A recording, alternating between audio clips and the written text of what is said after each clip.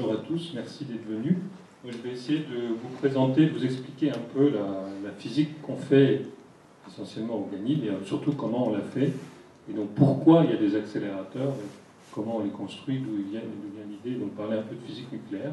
Donc moi-même, je suis chercheur au Ganil et enseignant à l'université de Caen, Basse-Normandie. Comme tout le monde ici, enseignant-chercheur, j'enseigne ici et je fais la recherche de l'autre côté de la rue. Et puis pour aborder un peu la physique qu'on fait, j'ai décidé de prendre une approche historique. Et donc, l'avantage de cette physique, c'est qu'on peut dater le début. On a une date de démarrage, parce que c'est une science qui est assez jeune finalement, comparée à l'optique par exemple, qui se perd dans la nuit des temps et on ne sait pas qui est le premier. Là, au moins, en physique microscopique, on sait presque quel jour ça a commencé. Et donc, je vais commencer par un peu d'histoire.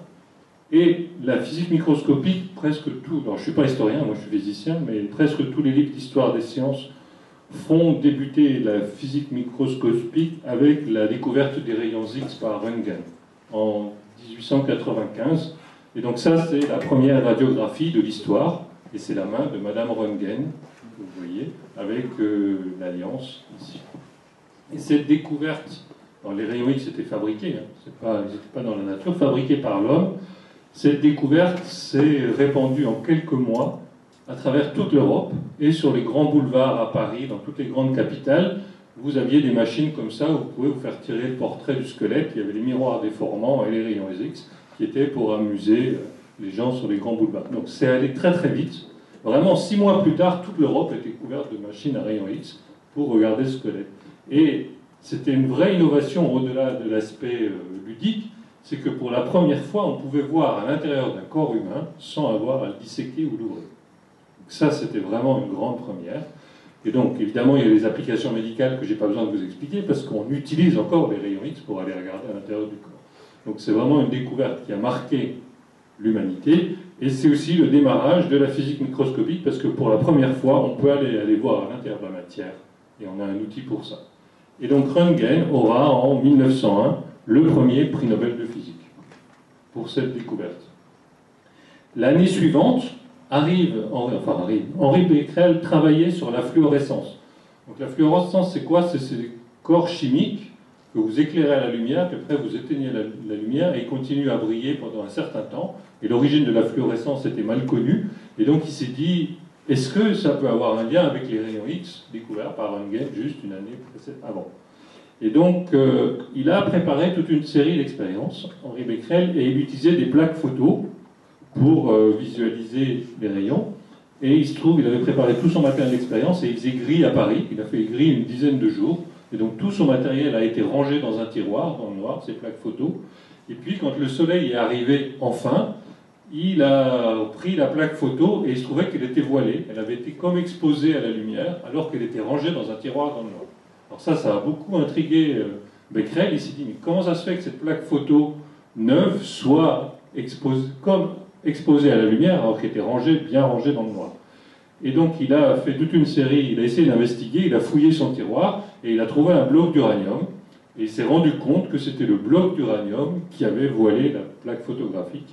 Et donc il a refait toute une série d'expériences, dont celle-là, où il avait mis le bloc d'uranium, une croix de Malte et la plaque photo. Et donc l'uranium émettait un rayonnement qui ne traversait pas la croix de Malte, mais qui passait à travers. Et donc il a appelé ça des rayons uranifères, ce nouveau type de rayon complètement mystérieux. Et donc là, c'est de nos jours, on sait que c'est la radioactivité, donc c'est un peu la date de naissance de la radioactivité, 1896. Et il aura, lui, le prix Nobel avec les époux Curie en 1903, peu de temps après. Arrive l'année suivante, donc pour vous montrer qu'en fin du 19e siècle, les découvertes allaient très vite. Il y a Thomson, cette fois-ci en Grande-Bretagne, découvre l'électron. Alors c'est la première petite particule qu'on découvre, qui est sa première particule élémentaire, et ça a une révolution dans la pensée à l'époque. C'était les atomes. Jusqu'à maintenant, le mot atome, ça vient du grec qui veut dire insécable, on ne peut pas couper. Et donc les Grecs avaient déjà, dans l'Antiquité grecque, les gens avaient déjà imaginé que si on coupe la matière en petits bouts, à un moment on ne peut plus s'arrêter. Et le petit morceau ultime, ça s'appelle les atomes. On ne peut plus casser. Et là, Et après, les atomes sont arrivés en chimie, ils pouvaient se mettre ensemble pour faire des molécules. Donc Dalton avait réintroduit la notion d'atome pour expliquer les réactions chimiques, déjà depuis pas mal de temps. Et ces atomes étaient toujours vraiment le bout ultime de matière, celui au-delà duquel on ne pouvait plus aller.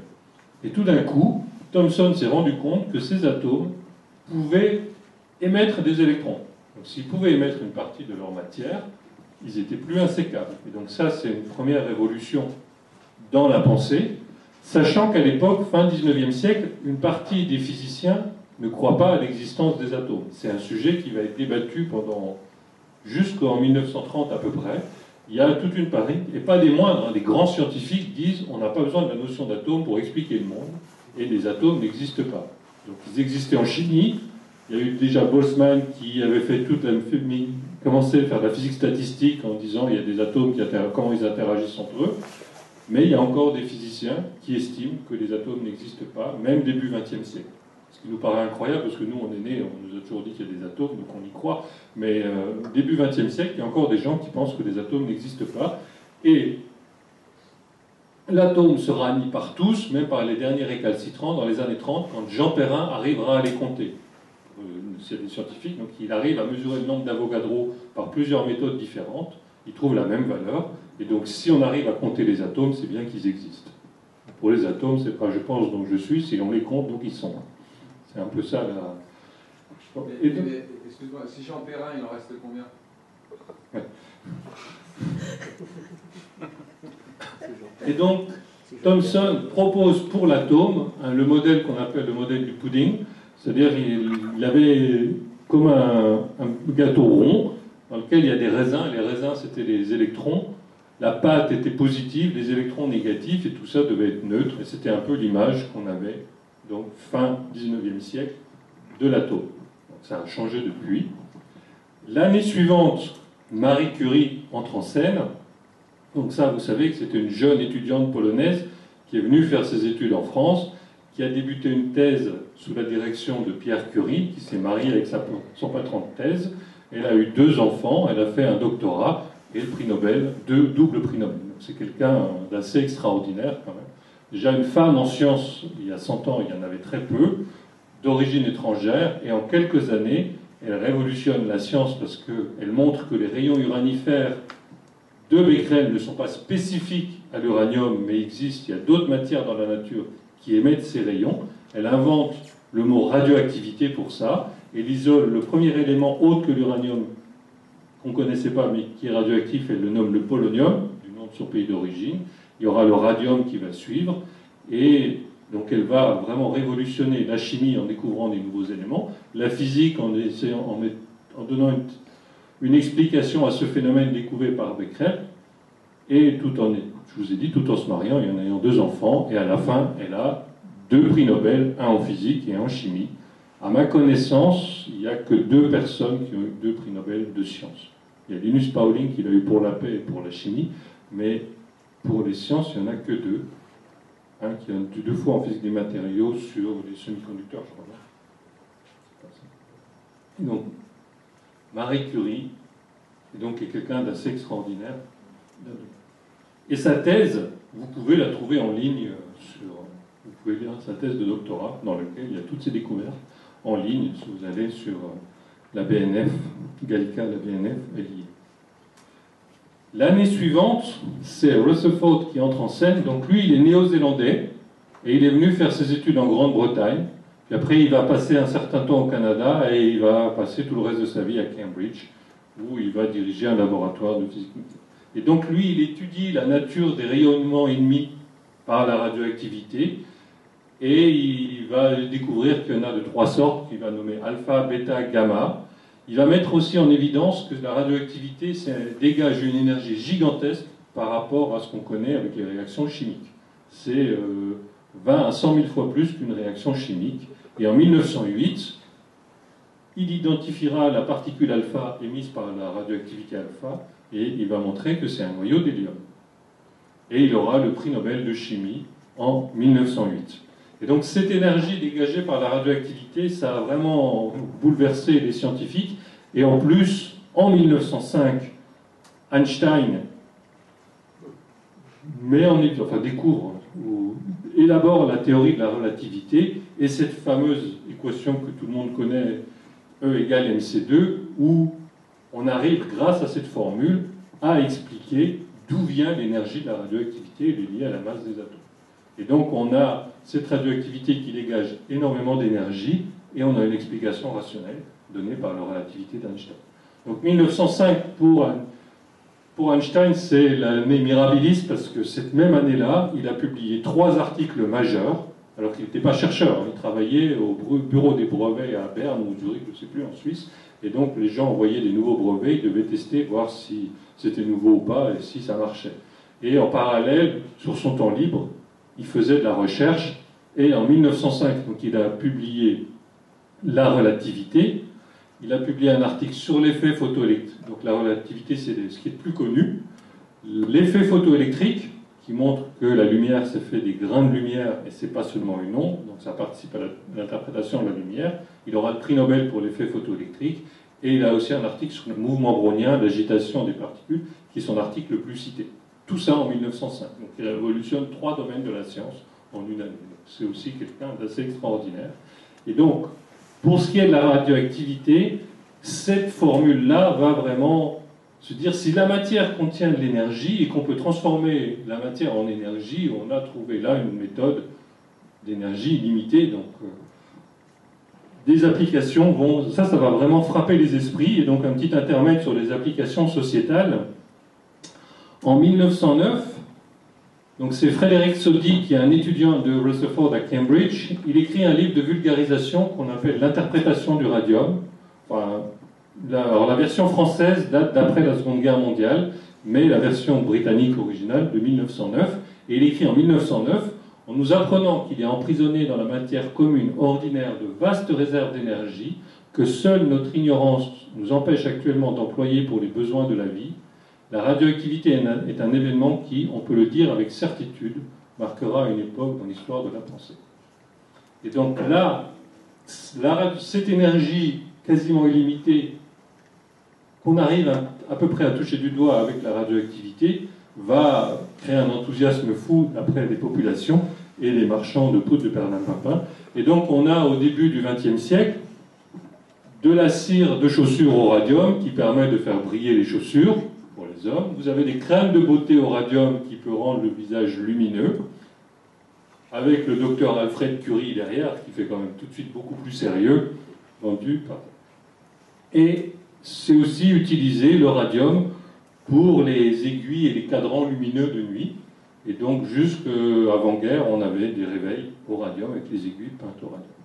Et c'était souvent des femmes qui peignaient les aiguilles dans des usines, et elles peignaient ça à la main, et elles mettaient le pinceau dans la bouche pour qu'il soit bien fin et peindre. Et aux États-Unis, après, elles racontent qu'elles pouvaient rentrer à la maison, elles avaient les doigts pleins de peinture lumineuse, la bouche pleine de peinture lumineuse, elles pouvaient rentrer à la maison, elles éteignaient la lumière, puis elles faisaient le fantôme pour faire peur aux enfants, avec que la bouche et les doigts qui faisaient comme ça. Et donc, ça faisait rire tout le monde, et en fait, ça a été parmi les premières victimes de la radioactivité. Rapidement, les cancers ont apparu dans ces usines où on mettait de la peinture au radium, et ça a été parmi les premières victimes, et c'est à partir de là que les premières mesures de radioprotection ont été mises en place. Les autres, c'était les médecins qui utilisaient les rayons X sans se protéger eux-mêmes, et qui aussi ont commencé à développer des maladies, se brûler le bout des doigts. Les doigts étaient vraiment brûlés au début parce qu'ils tenaient les patients et tout ça, ils se faisaient... Et ces femmes donc, sont parmi... Et donc à partir de là, la radioprotection est née, ce n'est pas l'objet de la conférence, mais donc, ces objets-là ne sont plus utilisés dans la vie quotidienne. C'est interdit d'avoir de la peinture au radium de nos jours. Donc ça, c'était soit se faire briller, ou cette énergie, peut-être que si on l'avalait, on allait se requinquer. Et donc vous pouviez trouver aussi dans le commerce des fontaines au radium, vous mettiez de l'eau dedans, et le matin, un petit verre d'eau au radium, et ça vous donnait de l'énergie pour toute la journée. Donc on trouvait ça dans le commerce, vous en trouvez encore dans les brocantes. Et puis là, aussi aux États-Unis, une cure de 15 jours de suppositoire au radium, aussi, histoire de vous redonner de l'énergie. Alors vous pouvez vous demander pourquoi des suppositoires au radium. Donc si vous allez lire ce qu'il y a derrière, c'était pour restaurer le pouvoir sexuel. Donc, vous avez le Viagra il y a 100 ans et le Red Bull il y a 100 ans. les préoccupations humaines n'ont pas beaucoup changé, les moyens pour y accéder, oui. Donc voilà les premières applications. Alors évidemment, tout ça n'existe plus. On n'utilise plus la radioactivité pour ça, parce qu'elle est dangereuse, même à basse dose.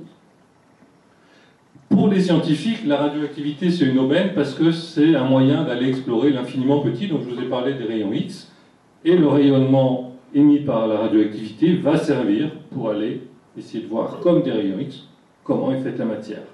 Et là, on va retrouver Ernest Rutherford, qui utilise le rayonnement alpha pour sonder la matière. Et donc cette expérience qui est archi connue des étudiants, en tout cas en physique, il a là une source de rayonnement alpha avec laquelle il bombarde une feuille d'or et il met un détecteur derrière pour voir comment la feuille d'or dévie les rayons alpha et pour essayer de comprendre comment est fait la matière, la feuille d'or. Et il avait un étudiant dont le nom est resté célèbre qui s'appelle Geiger, parce qu'on a des compteurs Geiger ou Geiger en français, et il a mis le détecteur, il l'a placé derrière, un peu pour compter sans qu'il y ait rien, et il s'est rendu compte en plaçant le détecteur derrière qu'il y avait des particules alpha qui rebondissaient et qui repartaient à l'arrière. Alors ça, c'était une grande surprise. Il ne s'attendait pas à ce que le rayonnement alpha puisse rebondir sur les feuilles d'or et repartir. Pour eux, il devait traverser et être dévié. Pourquoi? Parce que l'atome, c'était un pudding, donc c'est quelque chose de mou, et on ne voyait pas comment vous pouvez faire rebondir une particule alpha qui a fortement d'énergie sur un pudding. C'était ça l'idée, c'était vraiment inconcevable. Et donc cette découverte expérimentale date de 1909, et Rutherford va mettre 2 ans pour interpréter ce résultat, et il l'interprète en 1911 en disant qu'en fait un atome, c'est pas du tout un pudding, c'est un tout petit noyau au milieu, 100 000 fois plus petit que le... Il donne déjà une estimation du rayon, 100 000 fois plus petit que l'atome. Déjà l'atome c'est pas gros, mais le noyau est encore plus petit, 100 000 fois plus petit. Et puis les électrons ils tournent autour. Donc on a un peu un système planétaire. Et toute la masse de l'atome est concentrée dans le noyau. Et il invoque le mot nucléus, noyau. Et donc 1911, c'est la date de naissance de la physique nucléaire, qui peut être datée. Et comme on écrivait déjà à l'époque, on trouve tous les documents, pratiquement tous sur Internet maintenant, en plus de nos jours. Comparé à l'optique, quand vous avez les Égyptiens, quand ils ont construit les pyramides, ils devaient avoir une technologie hyper évoluée, mais comme ils n'ont pas laissé les écrits, on ne sait pas combien ils étaient intelligents, ou les Aztèques, et ainsi de suite. Ils n'ont pas expliqué comment ils ont fait. Donc ils devaient sûrement, ou les Chinois, pour construire la Grande Muraille, devaient avoir une technologie quand même évoluée, mais comme il n'y a pas des écrits, c'est difficile de savoir ce que savaient les gens. En revanche, là, tout est écrit, et pratiquement tout est sur Internet. Donc ça, on est quand même dans une situation assez exceptionnelle pour faire de l'histoire des sciences. Et donc 1911, c'est la date de naissance de la physique nucléaire. Grâce au rayonnement découvert quelques dizaines d'années plus tôt, on peut commencer à explorer l'infiniment petit. Et Rutherford ne s'arrête pas là, il continue à bombarder tout ce qu'il a sous la main avec du rayonnement alpha, et il va mettre par exemple des gaz et des sources de radioactivité alpha dans des enceintes. Il va faire ça avec l'hydrogène, avec l'oxygène, et avec l'azote, il va découvrir quelque chose, que l'azote s'est transformé en oxygène avec l'émission d'un proton. Et là, c'est la première réaction de transmutation due à l'homme, et il transforme un élément chimique en un autre élément chimique. C'est le vieux rêve des alchimistes qui rêvaient de transformer du plomb en or. Vous savez, l'or, ça brille, donc les êtres humains, c'est comme les insectes, ils aiment bien ce qui brille, les arcs-en-ciel, les feux d'artifice. Et donc l'or, toujours, quelles que soient les sociétés et les civilisations, l'or attire les hommes. Et il y a des expériences qui ont été faites sur des bébés de 12 à 18 mois, avec plusieurs couleurs, c'est l'or qui choisissent. Donc c'est comme ça, on doit être programmé génétiquement à aimer l'or. Et donc, avoir de l'or, c'était un rêve des alchimistes de transformer le plomb en or. Ils n'y sont jamais arrivés, évidemment, même s'ils ont beaucoup d'efforts. Et là, pour la première fois, un homme arrive à transformer, pas du plomb en or, mais de l'azote en oxygène. Alors, ce genre de réaction a lieu dans la nature. Il a lieu dans les étoiles, parce qu'il y a des noyaux, des atomes qui sont là, ils ont bien été créés quelque part. Donc, il y a des transmutations. Il y a des transmutations aussi dans la haute atmosphère. Donc, ça existe dans la nature, mais là, c'est la première fois qu'un homme transforme un élément chimique en un autre. Donc ça, c'est vraiment une grande étape dans la pensée, et on est en 1919. Et donc, Rutherford écrit dans son article de 1919, dans l'ensemble, les résultats suggèrent que si des particules ou des projectiles similaires, mais d'énergie encore plus élevée que ce que lui donne la radioactivité alpha disponible, étaient disponibles pour les expériences, nous pourrions briser la structure des noyaux de nombreux atomes légers. Et donc, s'il veut aller casser les noyaux, il dit, là, j'ai réussi à transformer un noyau en un autre, j'ai réussi à faire quelque chose, j'ai maximum 8 MeV, alors MeV c'est l'énergie, c'est l'unité d'énergie des physiciens nucléaires, donc peu importe. Donc, il avait maximum cette énergie dans la nature, et il avait besoin de plus si vous voulez aller casser d'autres noyaux, pas disponible, et donc pour ça, il faut aller accélérer. Donc l'idée qu'on a besoin d'accélérateurs pour faire des expériences date de pratiquement 1919. La première demande pour faire ce genre d'expérience.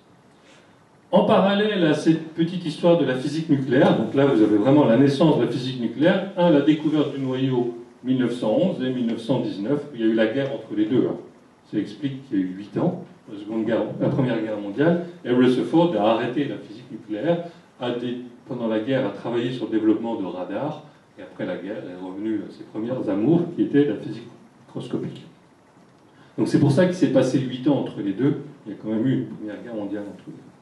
Et donc là, c'est vraiment la naissance de la physique nucléaire, découverte du noyau et premières expériences pour étudier les noyaux, en bombardant. En parallèle, est née une autre science, aussi à peu près à la même époque, en 1912, qui est la physique des particules. La physique des particules, elle vient d'où? D'où est-ce qu'elle est arrivée? Donc ça date c'est un très vieux problème qui chagrinait les scientifiques depuis très longtemps, ce qu'on appelle le problème des électroscopes. Donc fin 17e, 18e, c'est vraiment jusqu'au 19e, la découverte de l'électricité, de l'électrostatique, et donc de nombreuses expériences. Et donc l'électricité, c'est des vieilles notions. Le mot électron vient de grec ambre. Quand on frotte de l'ambre sur une peau de chat ou de la laine, ça fait des étincelles d'électricité statique. Donc la notion d'électricité est connue depuis l'Antiquité.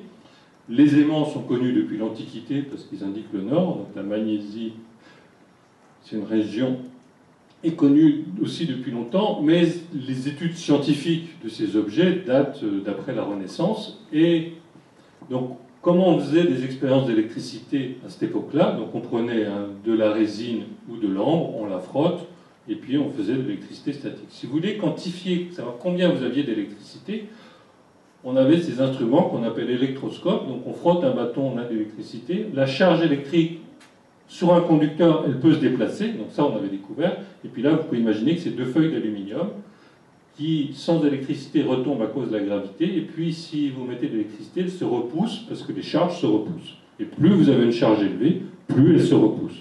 Et donc ça permet de mesurer la charge électrique. C'est un des premiers instruments qui permet de mesurer la charge électrique. Et donc Coulomb, qui a beaucoup étudié l'électricité, avait déjà noté ce problème, donc il charge cet électroscope, et puis il revient 1 heure après, il est déchargé, les feuilles sont retombées. Où est passée l'électricité? Tout est isolant. Où est-ce qu'elle a pu aller? C'était vraiment mystérieux, on ne comprenait pas pourquoi ça se décharge. Pourquoi les objets se déchargent tout seuls. La radioactivité, découverte, on émet des rayonnements alpha qui sont positifs, on émet du rayonnement alpha bêta qui est négatif, on émet des charges. Est-ce que la radioactivité est à l'origine de la décharge des électroscopes? Vieux problème de plusieurs siècles. Donc ça, c'est la question auxquelles les gens se sont attelés. Et donc, ils ont mené plein d'expériences. Ils ont mis ça sous une chape de plomb, parce que le plomb atténue pas mal la radioactivité. Ça continue à se décharger, moins vite, mais ça se déchargeait. Donc, ils sont allés dans l'eau, même sous l'eau, qui est moins radioactif que la Terre. En fait, la radioactivité, il y en a partout dans la Terre, sur la Terre, naturellement. Donc ils sont allés dans l'eau, ça se déchargeait toujours. Et donc ils se sont dit, la seule façon de faire des tests, c'est d'aller en altitude, s'éloigner de la Terre, et de monter en altitude pour voir est-ce que ça se décharge encore en altitude où il n'y a pas de radioactivité. Donc ils ont commencé par la Tour Eiffel, ce qui est assez facile. Ils ont trouvé que ça se déchargeait moins vite en haut de la Tour Eiffel, mais quand même, ça continuait à se décharger. Et donc, pour continuer à monter, il fallait prendre une montgolfière. Et donc là, on est en 1912, c'est Victor Hess, un Autrichien, qui est monté dans cette montgolfière. Donc je ne sais pas lequel est Victor Hess, lequel est le capitaine de vaisseau, mais ils sont montés là-dedans. Il y en a un qui pilotait la montgolfière, et l'autre qui avait des électroscopes et qui faisait des expériences de physique dans la nacelle. Et qu'est-ce qu'a trouvé donc Victor S, c'est que quand il montait en altitude, les électroscopes se déchargeaient de moins en moins vite.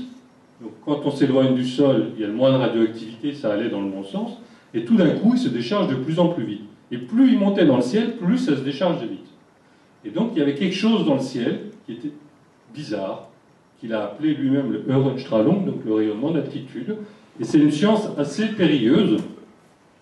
Donc il a fait en 1912 7 ascensions en ballon, avec toujours son pilote et lui qui frottait des baguettes et qui s'amusait avec les électroscopes. Donc, est-ce que ça venait du soleil? Il a fait ça de nuit et de jour. Il a même fait ça pendant une éclipse solaire pour voir si le soleil influençait. Mais même la nuit, même pendant les éclipses, ça se déchargeait en altitude. Donc c'était vraiment mystérieux ce truc-là. Pourquoi les électroscopes se déchargent plus vite en altitude que sur Terre?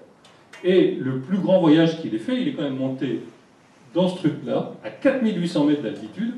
Je ne sais pas si vous oseriez y aller. Il a décollé en Tchéquie, il a atterri à Berlin. Donc c'était quand même, il fallait être courageux pour faire ce genre de physique. Et en 1914, il a un collègue que Ørsted, il est monté jusqu'à 9000 mètres d'altitude en montgolfière et a confirmé les résultats de Victor Hess.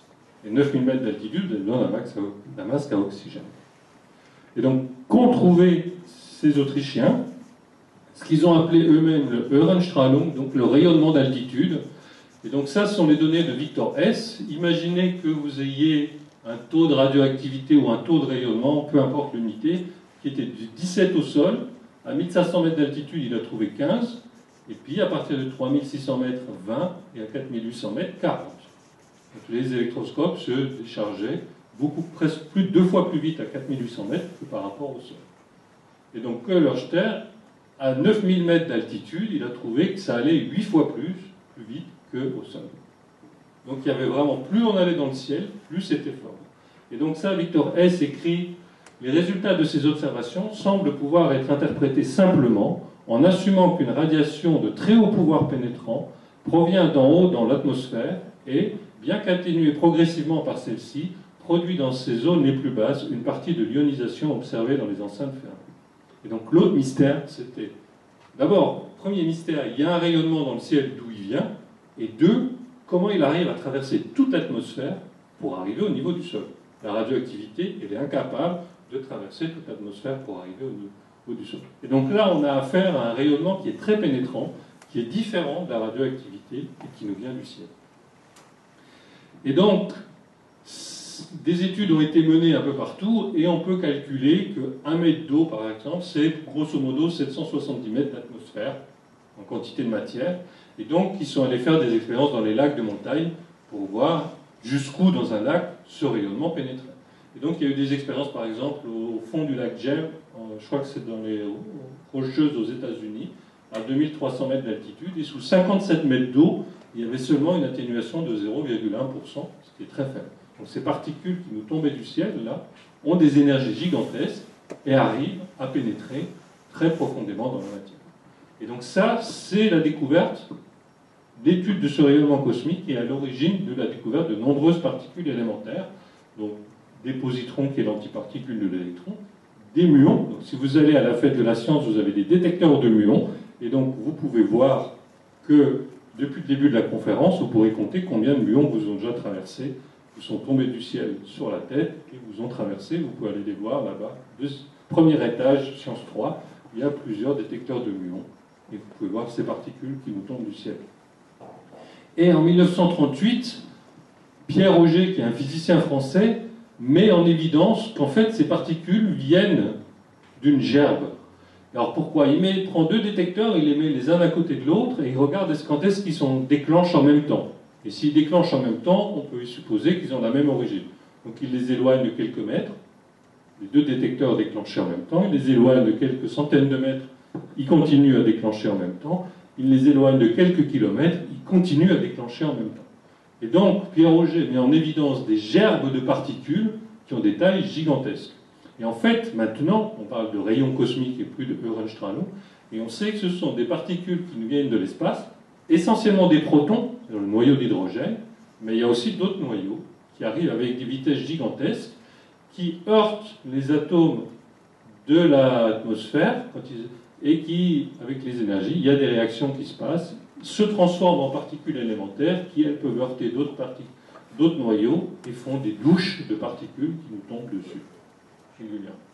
Et là, Pierre Auger trouve que l'énergie primaire du noyau va jusqu'au téraélectronvolt, donc la radioactivité était en millions, là on est en millions de millions. On est 1 million des énergies, 1 million de fois plus élevée que la radioactivité, qui elle-même était beaucoup plus élevée que la chimie. Donc on est à des énergies inimaginables pour l'homme, et Pierre Auger, donc en 1939, annonce même une gerbe en pétaélectronvolts. Alors là, on est en milliards de millions, donc 1 milliard de fois plus d'énergie que dans la radioactivité. Donc c'est quelque chose de complètement hallucinant. Alors maintenant, je vous ai dit, c'est le rayonnement cosmique. Ces noyaux nous viennent de l'univers. Quand elles pénètrent dans l'atmosphère, elles génèrent toute une gerbe de particules avec des énergies gigantesques. Et c'est de nos jours un moyen d'observer le ciel. Il n'y a pas que la lumière qui nous permet d'observer le ciel, il y a aussi ces particules, et c'est la naissance d'une nouvelle physique, qu'on appelle la physique des particules, est née du rayonnement cosmique. Et à Caen, le laboratoire de physique corpusculaire, qui existe encore, au début de son histoire après-guerre, était spécialisé dans le rayonnement cosmique. Maintenant, plus personne ne fait ça ici, mais ça a été une des grandes spécialités de l'université de Caen il y a pas mal de temps. Alors, le spectre en énergie. Quelle énergie des particules qui nous vient du ciel? Alors, je suis désolé, ce graphe n'est pas bien lisible, mais ici, vous avez l'énergie des particules qui nous tombent du ciel et la quantité qui nous tombe. Et donc, à des énergies assez fortes pour un physicien nucléaire, mais pas énorme pour un physicien des particules, on a à peu près une particule par mètre carré par seconde qui tombe sur la Terre. Là, c'est le LHC, donc le grand accélérateur du CERN à Genève, c'est l'énergie qu'il a atteint. Donc, si on est à peu près au niveau du LHC, voire un peu en dessous, on a une particule par mètre carré par an. Et les énergies les plus gigantesques, c'est une particule par kilomètre carré par an. Et c'est cela qui intéresse plus particulièrement les astrophysiciens, et je vais vous expliquer pourquoi. Donc il y a un observatoire qui a été développé dans la Pampa en Argentine, qu'on appelle l'observatoire Pierre Auger, en hommage à Pierre Auger dont j'ai parlé juste avant. Alors pourquoi il s'intéresse aux énergies les plus élevées qui sont très rares? En fait, ce sont essentiellement des noyaux qui nous viennent de l'univers, et dans notre galaxie, c'est comme un aimant de notre galaxie, un aimant ça crée ce qu'on appelle des champs magnétiques, et les champs magnétiques ça fait tourner les particules. Et donc les protons qui nous viennent de l'espace sont piégés par l'aimant qui est au centre de la galaxie et se mettent à tourner dans la galaxie. Et donc s'ils ont des énergies faibles, ils viennent de notre galaxie parce qu'ils tournent dedans, ils ont été piégés, de temps en temps ils cognent la Terre. En revanche, plus vous allez vite, plus c'est dur de prendre des virages. Vous avez tous testé ça en voiture ou en courant. Et donc, les protons d'énergie beaucoup plus élevés prennent des virages qui sont plus grands que la taille de la galaxie. Et donc, on sait qu'ils viennent d'au-delà de la galaxie, et donc ils vont donner des informations sur l'univers au-delà de la galaxie. Donc, l'intérêt des astrophysiciens pour ces protons les plus énergétiques, c'est pas pour battre des records, c'est vraiment pour aller avoir des informations. Et donc excusez-moi pour plus de particules chargées à perturber l'appareil. Et donc, ces protons de plus haute énergie intéressent les astrophysiciens parce qu'ils donnent des informations. C'est des messagers d'au-delà de la galaxie. C'est l'intérêt. Donc, voilà un peu début XXe siècle, fin 19e, début XXe siècle. Deux sciences sont nées, complètement nouvelles, microscopiques, la physique nucléaire et la physique des particules. Une est née sur Terre et l'autre nous vient plutôt de l'espace. Là, ce sont des phénomènes naturels qu'on observe. Un physicien, un scientifique, il prétend avoir compris quand il peut reproduire en laboratoire ce qu'il a observé dans la nature. Et donc, à un moment, pour démêler tout ça, il faut qu'on aille dans un laboratoire et voir est-ce qu'on peut... Le monde, il est trop compliqué. On a plein de particules qui nous tombent sur la tête, il y a plein de radioactivité dans l'environnement naturel, et à un moment, il faut pouvoir s'isoler, aller dans ce qu'on appelle une tour d'ivoire, et puis faire des expériences simplifiées qui nous aident à comprendre. Et donc ça, il faut aller au laboratoire pour faire ça. Et donc, l'étape suivante, c'est comprendre le monde en laboratoire, c'est le but des chercheurs. Et donc, pour ces deux disciplines, qui sont la physique nucléaire et la physique des particules.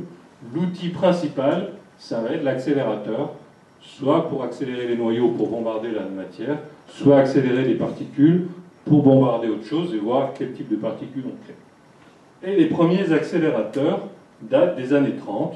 Et là, vous avez un des tout premiers accélérateurs qui date de 1932, qu'on appelle le Walton Cockcroft, c'est le nom de ces auteurs, et ils sont arrivés à jusqu'à 300 000 volts. Une tension de 300 000 volts, ce qui est déjà pas mal en statique, hein, pas aussi long. Et puis, avec cet accélérateur-là, qui va à 300 000 volts, ils auront la première réaction nucléaire faite par l'homme avec des particules accélérées par un accélérateur de particules. Et ils ont bombardé des protons, donc noyaux d'hydrogène, sur du lithium, et ils ont cassé tout ça en 2 noyaux d'hélium. Et alors, pour les scientifiques dans la salle, cette particule, normalement azéténingélable, ne pourrait pas avoir lieu. Elle n'a lieu que parce qu'il y a un phénomène quantique qu'on appelle l'effet tunnel. Et donc, Gamov, physicien russe, avait prédit que cette réaction était possible à cette énergie par effet tunnel, et c'est une confirmation de cette dimension quantique de la matière. Et ils auront le prix Nobel en 1951. Et cette technologie-là, très primitive en 1932, est encore utilisée de nos jours pour la première étape des accélérateurs. Et je vais vous montrer la machine de 1932. Donc là, vous avez un des 2 physiciens. Ici, je ne sais pas lequel des 2. Et la machine faisait quelques mètres de haut. 300 kV de différence entre le haut et le bas. Il y en a eu des plus grosses qui ont été créées par la suite. Donc celle-là, vous la voyez au Musée des Sciences à Chicago, mais c'est aussi un des premiers accélérateurs, Walton Cockcroft, à Chicago. Donc ça fait un peu science-fiction ancienne. On voit bien Frankenstein là au milieu, quelque chose comme ça. Mais c'était les premiers accélérateurs. Donc les gens qui faisaient de la science-fiction partaient de là. Et donc on était limité quand même à quelques centaines de milliers de volts. Et en physique nucléaire, il faut aller aux millions de volts. Donc ça ne suffit pas. Donc, une première idée, c'est de faire des machines de plus en plus puissantes, mais ce n'est pas si simple. Il y a eu une autre idée qui est aussi utilisée à cette époque-là, ce qu'on appelle un Van de Graaff. Donc, c'est une autre technologie. Et l'idée, c'est que, donc, au lieu de vous charger une partie à, par exemple, 300 000 volts, et vous allez brancher ça sur un autre conducteur. Et donc, si vous amenez des charges d'un côté, vous allez les prendre de l'autre. Donc, si vous avez plus 300 000 volts ici, vous aurez moins 300 000 volts là. Et donc entre les deux, vous en avez 2 fois plus, 600 000 volts. Rien qu'avec même technologie, mais avec cette idée d'en avoir 2, vous arrivez à doubler la tension et à être 2 fois plus fort. Donc ça, c'est ce qu'on appelle un tandem de nos jours, parce qu'il y en a 2. Et il y a encore des accélérateurs de particules en France, mais dans de nombreux pays, petits, qu'on appelle des tandems, qui fonctionnent encore avec cette idée-là. Il y en a un à Orsay, dans la banlieue parisienne. Et le Van de Graaff, donc le premier accélérateur de type Van de Graaff, date de 1931, donc juste avant l'autre. Ils sont arrivés à 750 millions de volts, milliers de volts, pardon, 750 000 volts dans un côté, donc avec les deux, le double, 1,5 million de volts. Et puis, en revanche, le gros problème, c'est que si vous allez au Palais de la Découverte à Paris, il y a toute une salle d'électrostatique et il y a des choses comme ça. Il y a rapidement des éclairs entre les deux. Pourquoi? Parce que l'électricité est tellement forte qu'elle arrive à arracher les électrons des molécules d'air, et puis les charges distribuées, vous faites de l'orage. Et donc on est limité à cause de ça. On est limité, au bout d'un moment, une électricité trop forte, ça fait des éclairs, et on ne peut pas aller au-delà. Et donc ça, c'est une des grandes limitations de ce type d'approche. Et donc l'idée géniale qu'ont eu les physiciens dans les années 30, ça a été d'accélérer par étapes. Puisqu'on ne peut pas avoir des milliards de volts, on va être obligé d'accélérer par étapes. Et là, il y a 2 technologies qui ont été développées pour cela. Une qu'on appelle les cyclotrons, parce que les particules tournent, et puis l'autre, c'est les accélérateurs linéaires, parce qu'ils vont tout droit. Et au Ganil, là, vous avez Ganil existant, fonctionne avec plusieurs cyclotrons, et derrière, vous avez un nouvel accélérateur en cours de finition de construction qu'on appelle Spiral 2, qui lui est un accélérateur linéaire. Il va tout droit. Il s'appelle Spiral, mais il va tout droit, et le cyclotron il tourne, et on n'appelle pas Spiral. Ça, c'est du détail. Spiral veut dire système de production d'ions radioactifs accélérer en vide. C'est pour ça. Donc rien à voir avec l'aspirateur. Et donc là, qu'est-ce que c'est? Imaginez que vous ayez un noyau qui est une particule chargeable positive accélérée. Vous l'accélérez ici. Là, il y a un aimant gigantesque. L'aimant va faire tourner. Je vous ai dit que l'aimant de la galaxie faisait tourner les noyaux. Donc il fait tourner le noyau. Puis après, quand il passe ici, ben, vous l'accélérez dans l'autre sens. Donc vous changez le signe pour que ça accélère dans l'autre sens. Comme il va plus vite, il va tourner moins fort. Et donc il va avoir un rayon plus grand. Et puis ici, ben, le temps qu'il ait fait un demi-tour, vous raccélérez un petit coup, une petite tape, et ainsi de suite. Et à la sortie, il ressort plus vite que quand il est rentré. À chaque passage, il a une petite tape, et il est accéléré. Et ici, dans la partie où il y a les aimants, il n'est pas accéléré, c'est juste pour le faire tourner. Si vous donnez une petite tape légère, il va rester longtemps avant de sortir. Si vous donnez une grosse tape, il va rester moins longtemps, mais il sortira toujours à la même vitesse. Donc il n'y a pas besoin d'avoir des milliers de volts. Il suffit d'avoir quelques volts. Alors, quelques volts, ça, c'est pas la peine parce qu'il va rester longtemps, mais vous n'avez pas besoin d'avoir des énergies gigantesques parce qu'à chaque fois, vous donnez une petite tape et si vous n'avez pas beaucoup de force, il suffit de taper plus longtemps. Mais à la fin, il sortira toujours à la même vitesse. Et le premier cyclotron de l'histoire a été inventé en Californie, à l'université de Californie, à Berkeley, par Ernest Orlando Lawrence. Et voilà la machine. Vous voyez les deux parties où il y a les aimants, et au milieu la partie accélératrice. Donc ça, c'est le... Et il a, en 1932, accéléré des protons jusqu'à une énergie de l'équivalent de 1,2 million de volts. Si on voulait la même énergie, il aurait fallu 1,2 million de volts. Et c'est le record de l'époque. Et les cyclotrons sont encore de nos jours utilisés partout. Ça se trouve dans le commerce, alors, pas dans les supermarchés, mais vous avez des compagnies qui vendent des cyclotrons. C'est un objet courant. Il y en a dans les hôpitaux pour près des radioéléments qui servent en plurithérapie ou en diagnostic. Il y en a partout. Donc rien que sur Caen, je pense qu'il y a plus de 10 cyclotrons à Caen.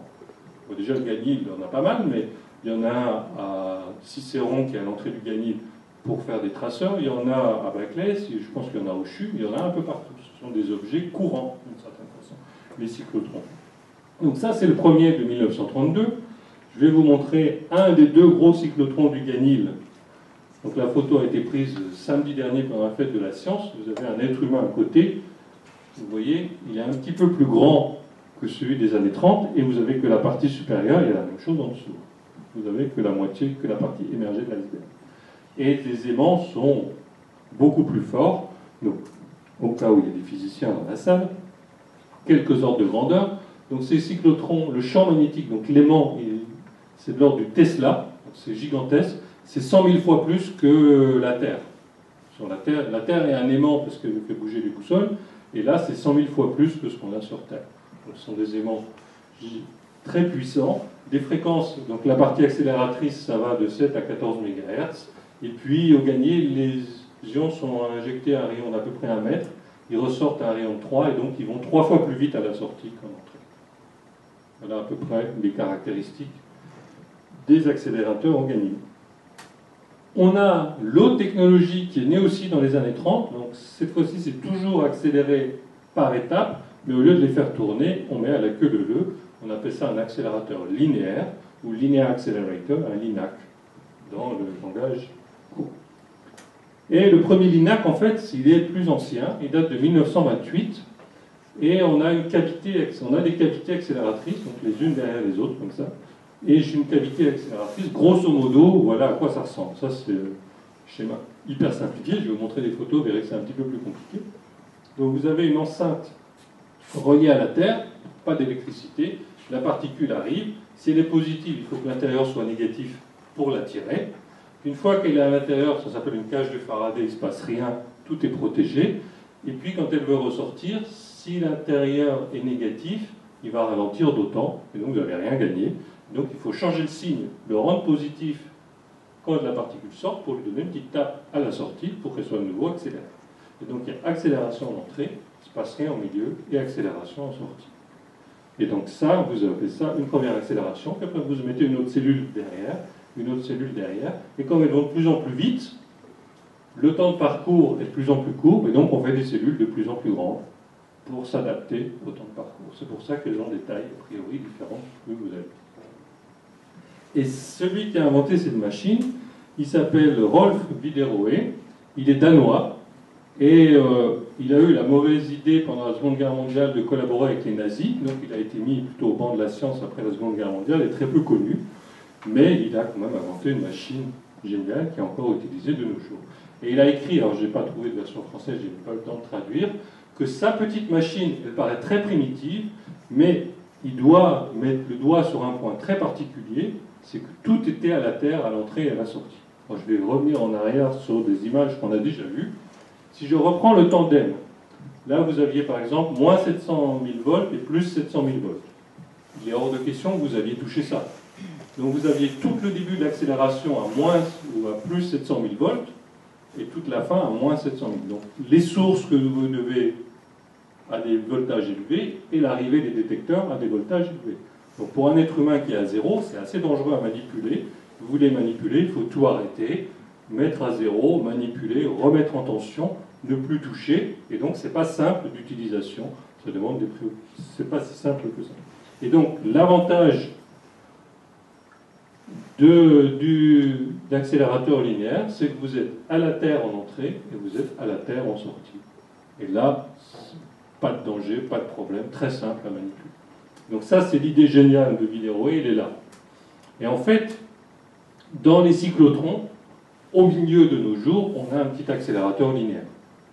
Donc tout est à la Terre en entrée, tout est à la Terre en sortie. Donc les cyclotrons modernes sont un mélange de cyclotrons anciens et d'accélérateurs linéaires. On met juste là. Donc au lieu de les mettre à la queue leu, ils passent plusieurs fois à la Terre. C'est ça la différence. Alors si vous voulez voir à quoi ressemble un accélérateur linéaire, donc ça c'est celui qui est 10 mètres sous terre là, entre Ganil et Jardiland, et ça c'est le banc sur lequel va être posés tous les éléments. Vous voyez qu'il est linéaire, il va tout droit. Et donc ça c'est au moment de la construction. Donc cette photo elle a été prise l'année dernière. Et la semaine dernière, voilà le même endroit à quoi ça ressemblait, parce que dans les portes ouvertes. Donc il est en cours d'installation. Donc là vous avez plutôt le démarrage, la source, et puis derrière vous avez les premières cellules accélératrices mises à la queue leu. Et j'ai pris quand il y avait des gens, ça vous donne un ordre de l'échelle. Et les cavités accélératrices que j'avais dessinées sommairement sont là, à la queue leu. Alors vous voyez, encore des plastiques et tout, ils ne sont pas encore déballés, on se croirait à Noël. Et donc, les unes après les autres. Donc il y a une première série de 12 cavités identiques. Alors, elles n'ont pas toutes des tailles différentes parce que c'est compliqué à définir. Fabriquées par le CEA, suivies par 14 autres, plus grandes, fabriquées par le CNRS. Et comme il y en a, et en fait, dans cette cube, il y a 2 cavités accélératrices. Donc il y a 7 cubes, et comme il y a 7 nains, ils ont donné des noms de nains. Donc ça doit être paresseux, ou je sais pas, Atchoum, et ainsi de suite. Et donc vous avez derrière, à la queue leu, 12 premières cavités, plus 14 ici, 26 cavités accélératrices. Voilà à quoi ressemble Spirale 2, que vous pourrez aller visiter l'année prochaine, si vous avez loupé la visite la semaine dernière. Alors, les contraintes, c'est, pour un physicien, il faut accélérer, mais il faut aussi que ça soit très précis. Et donc, par exemple, si vous êtes en médecine nucléaire, vous allez toujours accélérer des protons pratiquement à la même énergie, vous avez un bouton allumé, éteint, et c'est tout. C'est pas plus compliqué que d'allumer une lampe, vous avez un interrupteur et c'est fini. La machine, elle est réglée, elle fonctionne tout le temps. Quand vous faites la recherche, vous voulez accélérer plein de noyaux différents, à des énergies différentes, et donc c'est beaucoup plus compliqué parce qu'à chaque fois il faut tout régler. Et donc au Ganil, on accélère du carbone jusqu'à l'uranium, donc une grande catégorie, une grande base de noyaux. Le faisceau, il doit être bien collimaté, bien aller tout droit. Comme les noyaux, ils se repoussent, ils sont tous positifs, ils se repoussent, donc ils ont tendance à s'écarter, et donc on a des aimants qui les remettent ensemble, et en fait un faisceau, il avance comme ça. L'énergie doit être excessivement précise parce que pour un physicien, c'est la première chose qu'il mesure, c'est l'énergie, et puis elle doit pouvoir la varier, c'est encore mieux. Il faut ça cogne assez, une intensité bien suffisante pour que vous ayez assez de réaction, et puis bien connue parce que la première chose qu'on va faire, c'est compter le taux de réaction nucléaire. Est-ce que c'est quelque chose de fréquent ou de rare? Ça nous donne des informations, et si vous ne savez pas combien arrive, vous avez un problème. Donc il faut que ça soit parfaitement bien connu. Un faisceau, c'est pulsé, c'est dû aux machines, parce que ça accélère, décélère, et donc c'est quelque chose de pulsé. Donc il faut des pulses très précis. Et le tout doit être dans le vide. Donc c'est des kilomètres de tuyaux, complètement dans le vide. Pourquoi? Parce que vous ne voulez pas que ça aille cogner dans l'air avant. Donc tout est mis sous vide sur des centaines, voire des kilomètres. Donc tout ça sont des contraintes technologiques qui viennent s'ajouter à des petites idées simples que je vous ai présentées. Donc si vous regardez l'ensemble Ganil Spiral 2, ici vous avez Ganil existant, donc le grand bâtiment blanc qui est en face, avec une partie accélération et une partie salle d'expérience. Là vous allez vers le nord et vers la mer, vers Jardiland ici, et là vous avez Spiral 2 en construction, donc celui-là il est 10 mètres sous terre, avec un accélérateur linéaire, plusieurs salles d'expérience, et puis aussi un chemin qui pourrait aller retourner dans Ganil pour aller jusqu'à ces salles d'expérience. Donc voilà, je vais vous présenter un peu séparément ces deux accélérateurs. Donc le Ganil, voilà à quoi il ressemble. Ici vous avez une source, donc si vous voulez accélérer de l'or par exemple, vous prenez une feuille d'or, vous la vaporisez de façon à avoir un gaz, puis après un atome c'est neutre, on ne peut pas accélérer des particules neutres, donc il faut arracher des électrons pour avoir des ions. Et les ions, on sait accélérer. Donc ça, on a une source d'ions ici. Une fois qu'on a un ion, on a gagné. On peut faire une petite accélération, l'envoyer dans un premier cyclotron. Puis, pour certaines physiques, pas la physique nucléaire, mais étudier les matériaux, étudier les atomes, cette énergie-là suffit. Donc on a une sortie à cette énergie-là, et on peut aller faire de la physique qui est faite au CIMAP. Ici, il y a un laboratoire de physique commun à l'ENSI et au Ganil, à cheval sur les deux sites, qui étudie, dont un des thèmes de recherche sont utiliser les ions du Ganil à basse énergie pour étudier les matériaux, les molécules, les atomes et voir ce qui se passe. Les physiciens nucléaires, ça ne suffit pas, il faut arriver à casser le noyau. Et donc on a un deuxième cyclotron derrière qui va donner une deuxième accélération. Et puis après, ça on l'envoie dans différentes salles d'expérience dans laquelle on bombarde de la matière et on regarde ce qui se passe. Une fois que vous avez bombardé la matière. Même chose que depuis le Rutherford. L'idée n'a pas changé depuis 1909. Donc ça, c'est Ganil existant. Depuis quelques années, on a l'ensemble qu'on appelle maintenant Spiral 1, mais qui s'appelait Spiral au démarrage. Et les ions du Ganil vont ici, on bombarde de la matière, et on va créer des noyaux qui n'existent pas sur Terre, qui sont radioactifs. Et donc on a ce qu'on appelle un ensemble cible-source. Donc on a une cible, on bombarde, on fait des noyaux qui n'existent pas sur Terre, et on veut tout de suite les extraire de la cible et les réaccélérer derrière par un troisième cyclotron et on les renvoie dans les salles d'expérience derrière pour les étudier. Donc ça c'est Spiral 1. Arrive derrière Spiral 2 en construction qui devrait démarrer si tout va bien en 2016 et donc l'accélérateur linéaire dont je vous ai montré les photos tout à l'heure, une première salle d'expérience qui s'appelle Neutron for Science ici, qui va être la première à ouvrir. Une deuxième salle d'expérience, ici, avec un appareil de détection qu'on appelle S-Cube ou Super Separator Spectrometer, 2018 peut-être. Et puis une troisième salle d'expérience, Désir, qui elle est financée, mais n'est pas encore, même pas encore dessinée, je crois, ou en cours de design. Elle est financée. Et puis on avait une deuxième phase prévue pour Spiral 2, phase 2, où on devait créer d'autres types de noyaux exotiques qu'on ne peut pas créer maintenant. Mais pour le moment, il y a des gros problèmes financiers, donc je ne sais pas si cette phase 2 existera un jour ou pas. Mais à l'origine, Spiral 2 a été conçu pour ça. Mais bon, on pourra faire plein de belles physiques en attendant, ne vous inquiétez pas. Donc démarrage prévu, à peu près 2016, si tout va bien. Et voilà un peu à quoi ressemble l'accélérateur linéaire. Donc la source là derrière, les 12 premières cellules, les 7 suivantes, et puis après vous envoyez ça vers les salles d'expérience, le faisceau dans des tuyaux, et tout ça est sous vide. L'accélérateur ici, linéaire, il faut quand même qu'il soit assez fort, et donc on a des matériaux qu'on appelle supraconducteurs, qui ont des propriétés merveilleuses, mais les supraconducteurs n'existent qu'à très basse température, et donc tout va être refroidi avec de l'hélium liquide, et on va être à 4 degrés Kelvin, c'est-à-dire presque moins 270 degrés. Donc c'est pratiquement proche du zéro absolu. Et donc c'est aussi une maintenance du froid, de la cryogénie, enfin c'est des défis technologiques énormes d'avoir un accélérateur de cette façon-là. Et puis tout ça, une fois qu'on a accéléré, c'est pour faire des expériences, donc on va bombarder, et on bombarde des cibles. Donc voilà une photo de cible, à quoi ça ressemble. Ça c'est la cible. c'est un petit machin, c'est plus petit qu'une pièce. Et puis il y a déjà suffisamment de noyaux là-dedans pour faire des expériences. Et donc le faisceau vient cogner une cible comme ça. Photo que j'ai prise, pareil, samedi dernier. Et après, donc vous avez une collision qui a lieu dans cette boîte, et puis vous voulez voir tout ce qui sort après la collision. Donc vous avez des détecteurs, et ça c'est un des détecteurs qui regarde un peu tout ce qui va sortir. Donc il y a le faisceau qui arrive là, qui bombarde la cible, et puis vous avez le détecteur derrière qui va un peu détecter tout ce qui sort. Et vous voyez que même, donc ça ce détecteur s'appelle Agatha, c'est une des toutes dernières générations de détecteurs, et même ces détecteurs les plus sophistiqués, s'il n'y avait pas le scotch et le papier à lui, ils ne tiendraient pas. La haute technologie est encore dépendante du scotch et de la lui. Il y a quand même du bricolage derrière. Vous voyez, et puis, un détecteur, qu'est-ce que ça fait? Ça transforme tout en signal électrique. Et donc, vous avez des milliers de câbles derrière qui transforment ça en message, en signal électrique, puis après en signal informatique pour analyser les données. Donc, vous avez derrière toute une électronique avec des milliers de câbles qu'il faut brancher, qui sont reliés au détecteur. Donc voilà rapidement ce qu'on fait au Ganil. Donc pour la partie historique, si vous voulez en savoir plus, je me suis basé sur 2 livres.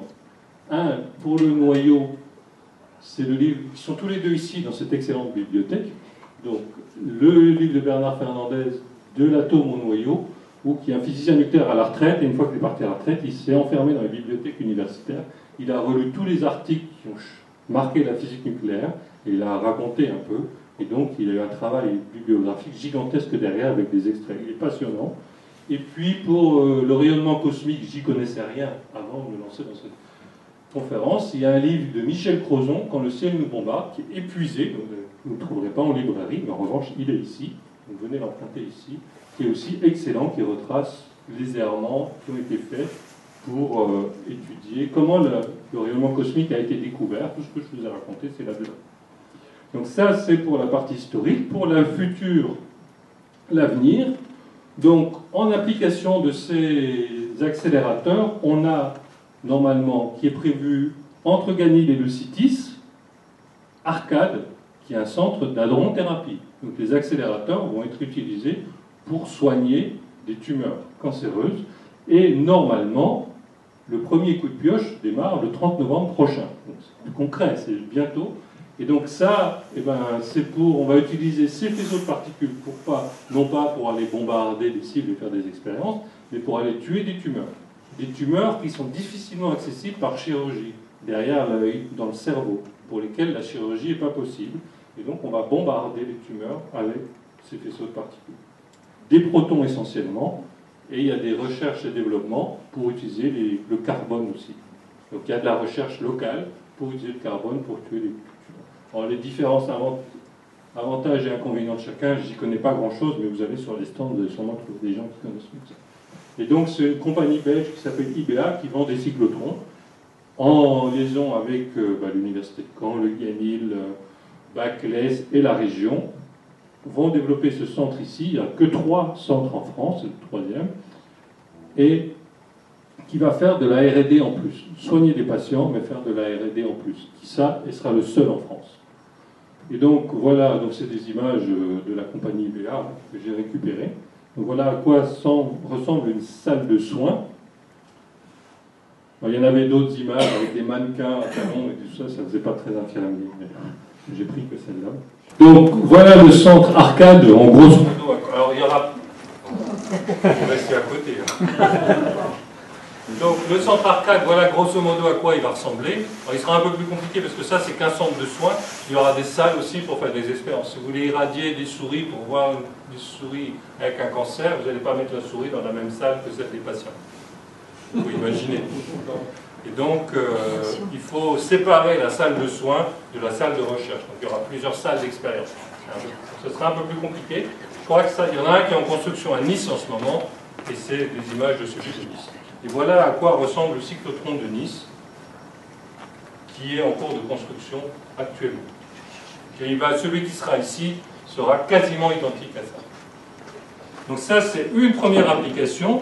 Une autre application, et c'est juste pour terminer la conférence, un thème de recherche local ici. Une des questions qu'on se pose en physique, c'est pourquoi on a si peu d'atomes sur Terre. Vous savez que dans la nature, ça commence à l'hydrogène 1, ça finit à l'uranium 92, puis après ça s'arrête. Pourtant, c'est des protons et des neutrons ensemble. Pourquoi on n'a pas des atomes avec 1000 particules, 1 million de particules? Pourquoi ça n'existe pas? Les atomes, on peut les mettre ensemble, pas tous, mais certains. Le carbone, vous avez le CO2, 3 atomes. Et vous avez le graphite, c'est autant d'atomes que vous voulez. Les protéines, c'est des nombres gigantesques d'atomes ensemble. Pour les nucléons, ça ne marche pas. Donc ça, c'est une des questions. Pourquoi on a que 92, on n'en a même pas 92 parce qu'il y a des trous dans la classification périodique. On n'en a que 90 des atomes sur Terre. Et puis, des noyaux, on en a 3500 qu'on connaît. Peut-être qu'on peut aller jusqu'à 5000, mais ça s'arrête là. Alors, l'atome, l'image qu'on a de nos jours, qui est l'image de Rutherford, c'est celle-là, alors elle est fausse. Parce que le noyau, il est 100 000 fois plus petit que l'atome. Donc on ne le verrait pas au milieu. Si on le faisait à l'échelle, ça serait invisible. Mais toujours est-il que c'est un noyau tout rikiki, 100 000 fois plus petit, et des électrons qui tournent autour. Voilà en gros à quoi ça sert. Et les chimistes se sont dit, si on continue à grossir, le noyau grandit, les électrons sont de plus en plus attirés, donc ils sont de plus en plus proches, et à un moment, ça va se toucher. Et on peut faire les calculs. Donc ça, les chimistes ont fait les calculs, et ils ont dit que l'atome le plus gros possible pour un chimiste, c'est Z égale 173. On devrait pouvoir aller jusqu'à 173. Ça s'arrête à 92, mais pratiquement à la moitié. Donc ce n'est pas la chimie qui limite la taille. Ce qui limite, ce sont les noyaux. Donc c'est un problème de physique nucléaire, ce n'est pas un problème de chimie. Et donc, en fait, l'uranium lui-même est radioactif, et plus ils sont gros, plus ils sont radioactifs, donc plus vite ils disparaissent. Et puis si vous allez vers des choses vraiment très grosses, il suffit de les déformer un peu, puis ils se cassent sous forme de fission, et donc ça tient. Donc on a compris pourquoi on a un nombre limité de noyaux, c'est parce qu'ils ne sont pas stables, soit il y a la radioactivité, soit ils se cassent. Et donc la question c'est, où est la frontière? Où ça s'arrête? Avant 173, mais où ça s'arrête? Et donc, quel est l'élément le plus lourd? Et donc ça c'est une des physiques, comme ils n'existent pas dans la nature, il faut les fabriquer. Donc on prend deux petits noyaux, on les bombarde, puis on espère d'en faire un plus gros, et on a des noyaux lourds, très lourds, et on va jusqu'au super lourd, qui est un des thèmes de recherche. Et c'est celui sur lequel je travaille, c'est pour ça que je vais vous présenter. Et donc on fabrique des nouveaux éléments chimiques qui n'existent pas dans la nature, puis on essaye de voir leurs propriétés.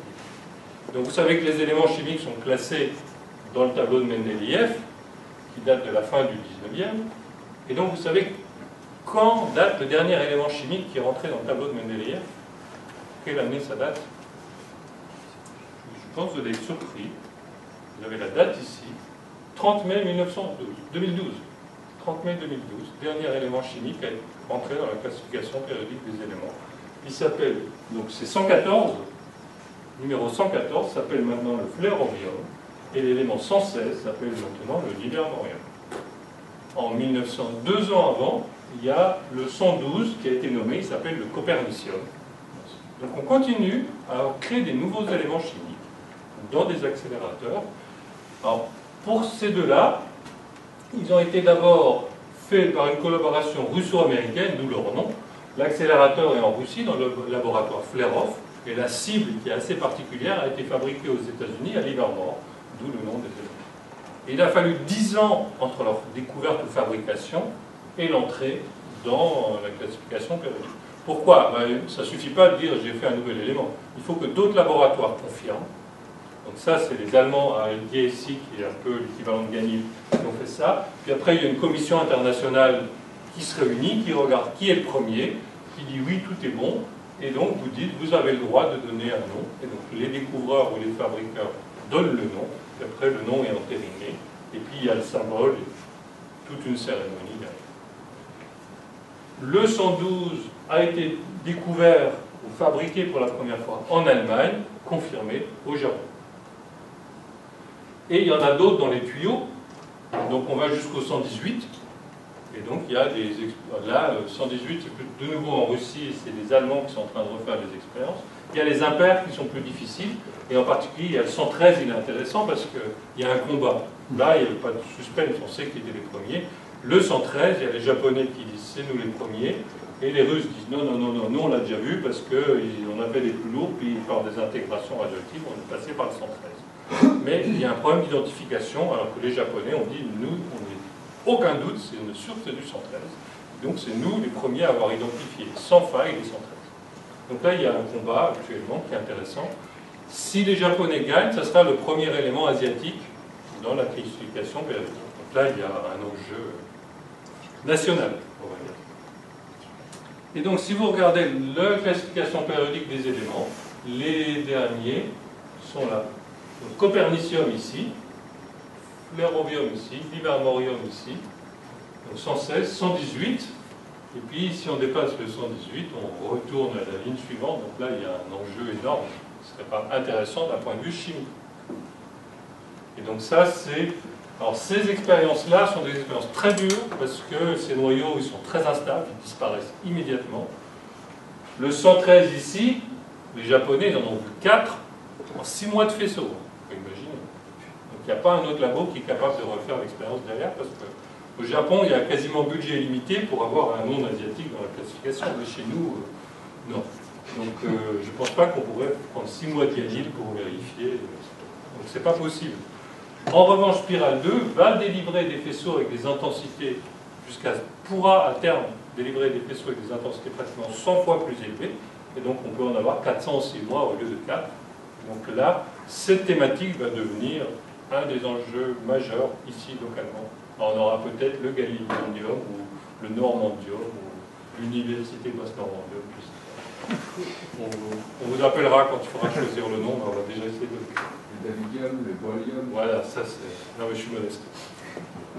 Merci pour votre attention.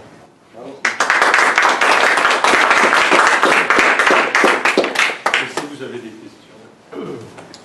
Louis Hertord, quand il faisait ses expériences, tu sais comment il créait ces faisceaux d'alpha, de particules d'alpha? Il avait du radium, je pense, que c'est l'élément radioactif le plus... D'accord. Utilisait une source de radium. Une source de radium naturelle. D'accord. Pas naturel, concentré, parce que le radium est très dilué, donc il y a de la chimie pour le concentrer. C'est un descendant de l'uranium.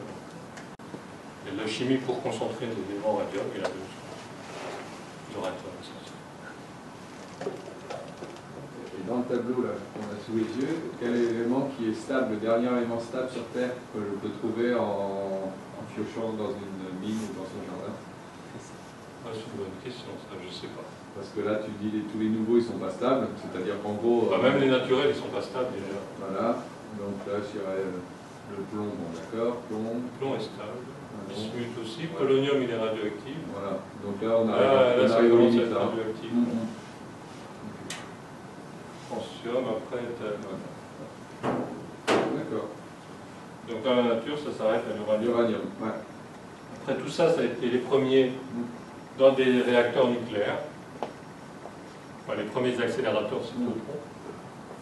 Après, les accélérateurs de particules. Et ceux qui ne sont pas stables, j'imaginais que tu avais l'image d'une espèce, tu sais, de bulle de savon qu'on forme, et à un moment donné, si on la grossit trop, elle va se diviser en deux un petit peu. C'est un peu ça que tu donnais. Oui, c'est ça, elle se casse en deux. Les plus gros. Elle n'est pas stable, les plus gros. Oui, ça se casse en deux, la fission.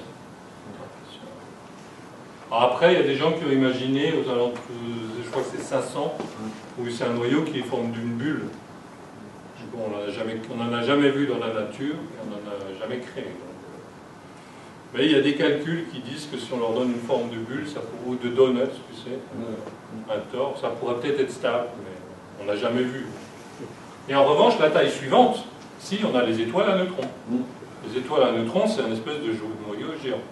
Mais là, ce qui vient, c'est la gravité qui vient en plus. Ce qui manque, qui fait que ça se casse, parce que c'est de plus en plus chargé. On a des tailles gigantesques, et on a la gravité qui vient se mettre par-dessus. Et de nouveau, mais entre les noyaux et les étoiles à neutrons, il n'y a rien. Et après, on a des super noyaux gigantesques, qui s'appellent, pas sur Terre, mais dans l'espace, qu'on appelle les étoiles à neutrons. Donc ça existe dans la nature. Et il y a combien de personnes au GANIL en maintenance et puis en chercheurs? Un chercheur, on est 25 permanents. C'est un petit laboratoire en nombre de permanents par rapport aux autres. Il y a 250 personnes sur le site du GANIL qui travaillent, avec l'administration, les ingénieurs, etc. Après, c'est une installation nucléaire européenne, et les gens viennent, il y a à peu près 700 chercheurs par an qui viennent utiliser le Ganil. Donc c'est une machine qui est utilisée par tout le monde. Et la spécificité des chercheurs locaux, c'est que ce sont des physiciens d'accueil, enfin ceux qui font des expériences. Moi je fais que de la théorie, je fais que des calculs, donc je ne suis pas physicien d'accueil, mais eux, et donc ils connaissent la machine, ils connaissent les détecteurs, ils connaissent l'installation, et quand des équipes viennent de l'extérieur faire des expériences au Ganil, il y a toujours un physicien du Ganil qui participe, au moins un physicien du Ganil qui connaît les installations. Et du coup, la structure du laboratoire est complètement différente des autres laboratoires de la place, de Général. Là, dans ton laboratoire, j'imagine qu'il y a 4-5 thèmes dominants avec quelques équipes, et puis avec un nombre pas ridicule de chercheurs sur chaque thème. Au Ganil, il y a des thèmes, parfois il y a une personne. Parce que les 25 physiciens doivent couvrir toutes les thématiques du Ganil. Donc il y a certaines thématiques, il n'y a qu'une seule personne au Ganil. Mais en revanche, il n'est pas seul sur Terre, mais il est seul ici. Et donc il n'y a pas des équipes de recherche comme dans un laboratoire traditionnel. Donc c'est une structure qui est complètement différente. C'est très riche, mais aussi on est isolé.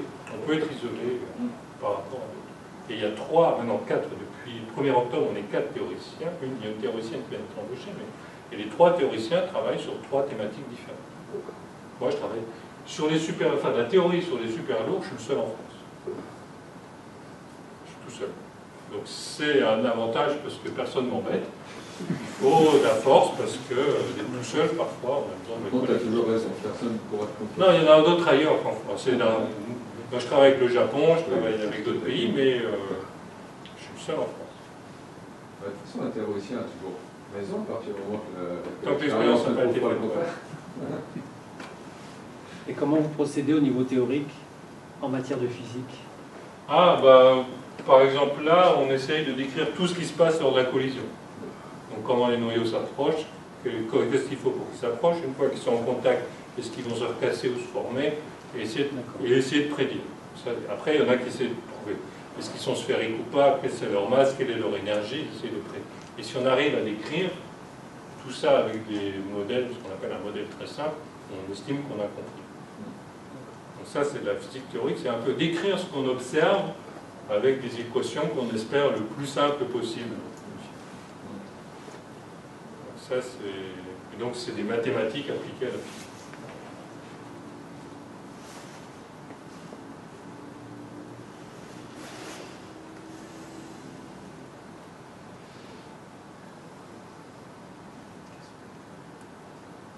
Pas d'autres questions?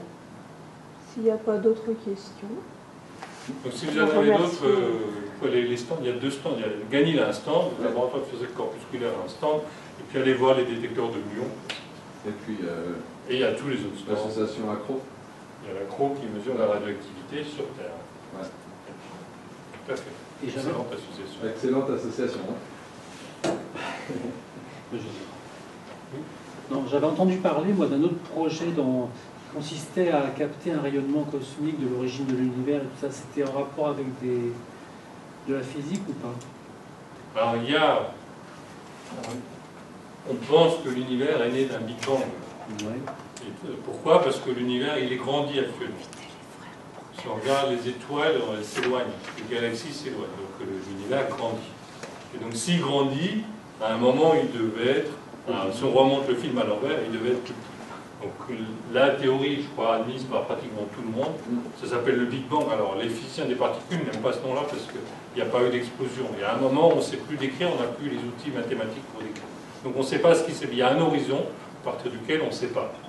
On n'a aucune idée. Alors après, il y a les Bogdanov qui arrivent à imaginer des trucs, mais il n'y a que des Il n'y a que des charlatans comme les Bogdanov pour imaginer ce qu'il y avait avant le Big Bang. De toute façon, les scientifiques sérieux, on n'a pas accès, on n'a pas les outils théoriques, on n'a pas le moyen de...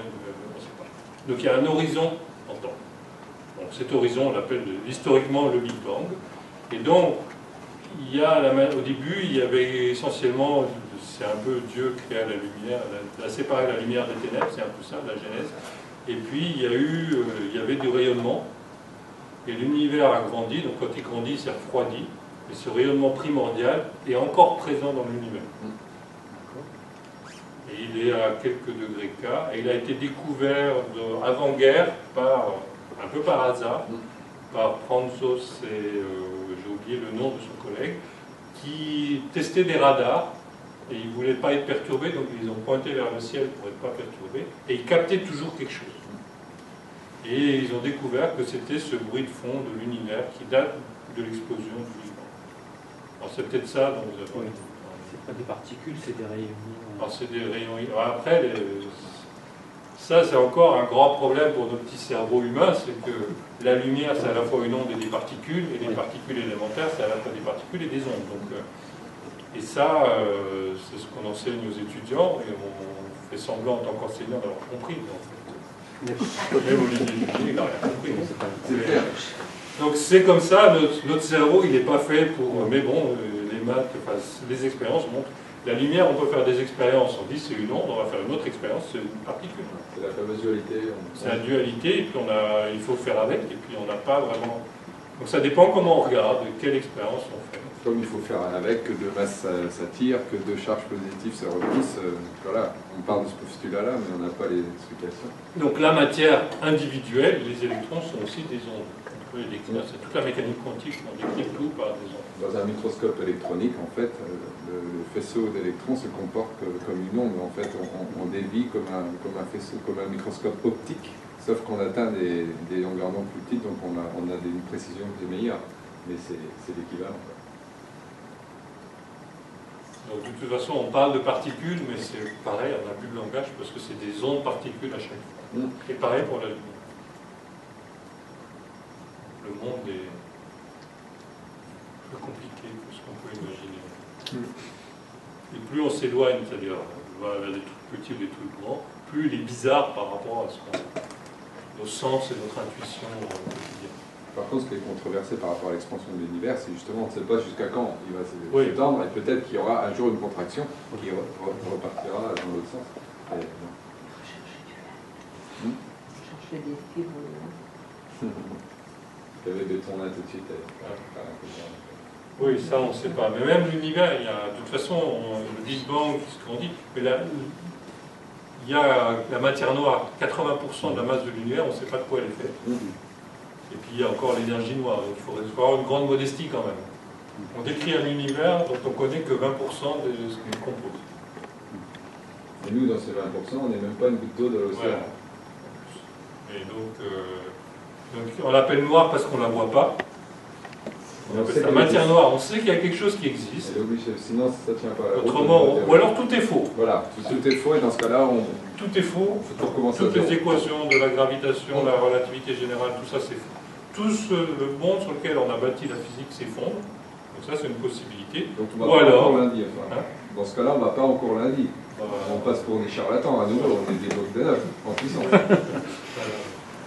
Donc soit c'est ça, soit il y a de la matière qui est là parce qu'elle a une masse, il y a la gravitation, mais qu'on n'a pas vue. On ne la voit pas et on ne sait pas. On sait qu'elle est plus concentrée dans le centre des galaxies qu'à l'horizon. Le modèle de Kepler, c'est le mouvement des planètes autour du Soleil. Si on regarde les étoiles dans la galaxie, qui tournent dans une galaxie, ils marchent. Ils marchent en comptant la masse des étoiles. Et donc il y a quelque chose qui fait qu'il y a quelque chose au centre qui attire et qu'on ne voit pas et qu'on appelle la matière noire. Donc ça, c'est que la matière noire est connue depuis longtemps, mais on ne l'a jamais, mis à part que toutes nos compréhensions problématiques, ça ne marche pas. Et donc la meilleure hypothèse, c'est de dire qu'il y a quelque chose qu'on ne voit pas. Et ce n'est pas la première fois. Dans radioactivité, par exemple, la bêta, ça ne marchait pas, on violait la conservation de l'énergie. Ça, il y a un dogme en science, en physique, c'est la conservation de l'énergie. Jamais... Rien ne se perd, rien ne se crée, tout se transforme. Et l'énergie, en plus, c'est le théorème de Noether, c'est dû aux invariances par transformation sur le temps. Donc si jamais l'énergie n'est plus conservée, là tout s'effondre. Là, oui. Et donc la conservation de l'énergie était violée par la radioactivité. Donc ça, c'est clair. Et donc, ils ont dit, c'est pas possible, il y a une particule qui doit être émise qu'on ne voit pas. Et maintenant, cette particule, on sait, elle s'appelle le neutrino. Et le prix Nobel de physique de cette année était sur le neutrino. Alors, c'est pas le premier, on a eu plusieurs prix Nobel sur le neutrino. Donc, cette démarche-là de dire, il y a quelque chose qu'on ne voit pas, mais bon, il y a des dogmes en physique qu'on ne peut pas violer, et donc on préfère rajouter quelque chose qu'on ne voit pas pour expliquer, c'est pas nouveau. Et puis, dans le cas du neutrino ou de la radioactivité, ça a marché. Donc on a toujours espoir que c'est vrai qu'il y a des particules dans l'univers qu'on ne peut pas voir et qu'on ne sait pas comment on va les voir. Donc là, tu parlais d'interaction nucléaire faible. Oui. La radioactivité bêta, la plus courante. En fait, on ne sait décrire la physique qu'avec 4 interactions, c'est déjà pas mal, que 4. On souhaiterait unifier les forces, d'avoir l'unification de la force, mais bon, je pense que malheureusement, on ne connaîtra pas ça, nous. Nous, non. Il y en a déjà qui sont faibles et électromagnétiques, c'est déjà unifié. Oui, c'est vrai. Mais la gravitation qui est la plus courante, parce que c'est celle qui fait qu'on lâche un caillou, il tombe, c'est la moins bien connue d'une certaine façon. Oui. D'un point de vue physique particule. Parce que les autres, on sait que c'est... des particules, il y en a 2 types dans le monde. Un qu'on appelle les fermions, c'est un peu les Legos, les briques qui permettent de construire. Et les autres, c'est la colle, c'est les échanges. Et c'est les bosons qu'on appelle, donc c'est les particules de colle, d'une certaine façon. Et donc, les bosons, donc, on sait que 2 particules se repoussent ou s'attirent en échangeant des autres particules. Et bien, pour la gravitation, on l'a appelé graviton, la particule échangée, mais on ne l'a jamais vu. On ne sait pas. On n'a jamais mis en évidence. Donc on ne sait pas comment fonctionne la gravité. Et ça, c'est quelque chose qui... déjà Newton, il a dit comment la Terre, elle arrive à attirer la Lune sans se toucher. C'est quand même quelque chose d'assez extraordinaire. Donc, Descartes, par exemple, il ne croyait pas du tout. Il disait, c'est pas qu'il y a un tourbillon dans le ciel, et puis il y a de l'éther qui tourne, et c'est lui qui emmène les planètes. Et Newton, le grand apport de Newton, c'est de dire que non. Je comprends, lui-même, il dit, je ne comprends pas, hein, mais la Terre et la Lune, il n'y a pas de matière, c'est liquide, et ça tire quand même. C'est comme ça qu'il est. Et on ne sait toujours pas exactement comment marche. Il y a la théorie des cordes, mais la théorie des cordes est très controversée. C'est surtout un monde à 10 dimensions, puis nous on vit dans un monde à 3 dimensions. Donc on n'arrive pas à revenir sur Terre. Non. C'est très mathématique. Donc là, donc, par exemple, la gravitation, pourquoi la Lune est tirée par la Terre, on a encore des questions là. Et on attire autant la Terre que la Terre nous attire. Et ça, c'est un peu choquant. On a le même pouvoir d'attraction. non, on n'a pas la même masse. On a la même pouvoir d'attraction. Comme on dit, on ne fait pas le poids. Et c'est un avis de langage. Comment On ne va pas faire le poids. Je ne sais pas, vous avez d'autres questions? Allez, merci. Merci.